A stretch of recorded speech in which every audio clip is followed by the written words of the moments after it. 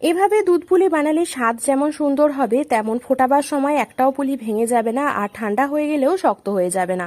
প্রথমে চালের গুঁড়িতে স্বাদ মতো লবণ দিয়ে একটু মিশিয়ে নিতে হবে। তারপর ফোটানো গরম জল দিয়ে হাতা দিয়ে একটু মিশিয়ে নেওয়ার পর হাত সহ মতো গরম হলে ভালো করে মাখিয়ে যেমন ময়দার ডো বানাই ঠিক তেমন ভাবেই ডো বানাতে হবে। এরপর ছোট ছোট করে লেচি করে বাটির আকারে গড়ে নিয়ে মাঝখানে দিতে হবে নারকেলের পুর।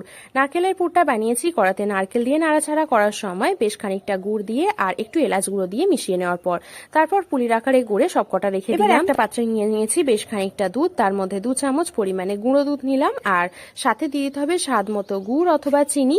ভালো করে মিশিয়ে নিয়ে ফোটার জন্য অপেক্ষা করতে হবে। দুধ ফুটে ঘন হয়ে আসলে আস্তে আস্তে পুলিগুলো ছেড়ে দিতে হবে, আর এই সময় হাতা বা খুন্তি কিছুই ব্যবহার করা যাবে না এটাকে নাড়াচাড়া করার জন্য।